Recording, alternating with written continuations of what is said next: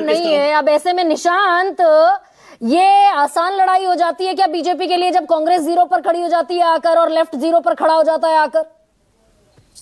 देखिए गरिमा जी, यही सबसे सारा पहले वोट बैंक समेटा दरअसल भारतीय जनता पार्टी ने। टीएमसी का तो कुछ घटा नहीं ओवर द इयर्स, आपका वोट बैंक और लेफ्ट का वोट बैंक गया बीजेपी के पास। देखिए गरिमा जी, समझना जरूरी है कि भाजपा वोट बैंक होना इस समय सबसे बड़ा मुद्दा है। एसआईआर, वोट चोरी और डकैती।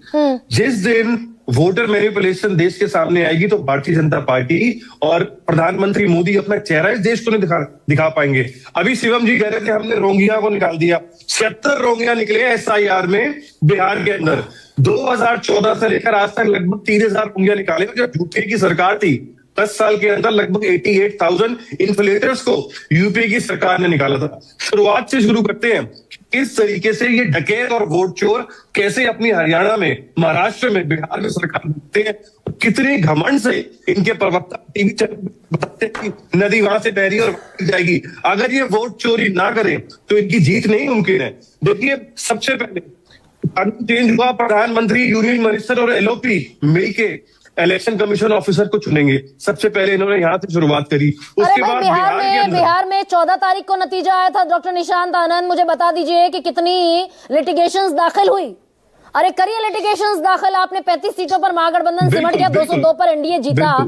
केरल कांग्रेस लिस्ट जारी कर देती है, इतने वोट काटे, इतने से बीजेपी जीती, एक याचिका दाखिल नहीं हुई सुप्रीम कोर्ट में। कीजिए 300 लोग मिलकर याचिका दाखिल। बिल्कुल शिव, मैं आपको जवाब देता हूँ। जितने टोटल वोटर्स थे बिहार में जो इलेक्टोरल ऑफिस रिपोर्ट में आए थे, उससे 3 लाख ज्यादा बिहार में वोटिंग हुई है।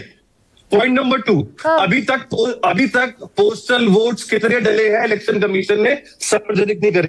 देखिए, सुप्रीम कोर्ट ने लास्ट ईयर क्लियरली कहा था, जस्टिस सुधांशु जोयमाला ऑनरेबल जज से उन्होंने कहा था कि SIR violated several fundamental constitution rights. Article 14, 21, 324, 325, 326 ये ऑर्डर में लिखा हुआ है और माननीय सुप्रीम कोर्ट ने कहा।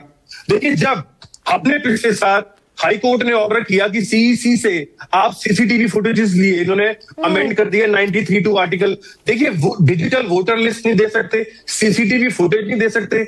आज बिहार में जो सरकार बनी, हरियाणा हो चाहे महाराष्ट्र, मतलब कुल मिलाकर आप ये कह रहे हैं कि बंगाल में बिहार रिपीट होने जा रहा है, आप ये कह रहे हैं?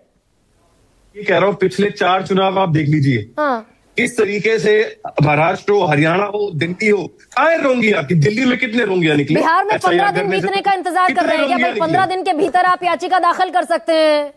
15 दिन के भीतर आप वो 15 दिन बीतने का इंतजार कर रहे हैं। 45 कांग्रेस पार्टी देश को बताने का काम कर रही है कि ECI has become destroyer of democracy. और ईसीआई हैज बिकम, एक सेकंड, ठीक है doctor Nishant, ECI has become destroyer of democracy, ये डॉक्टर निशांत आनंद कह रहे हैं।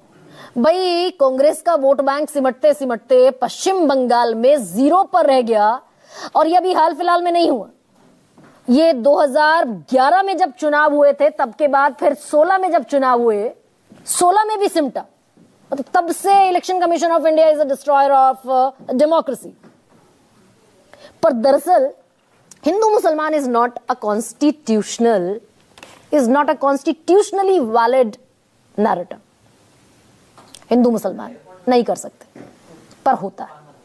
किसको फायदा करेगा बंगाल में? Will see to that. सबसे बड़ा सवाल में इतना है।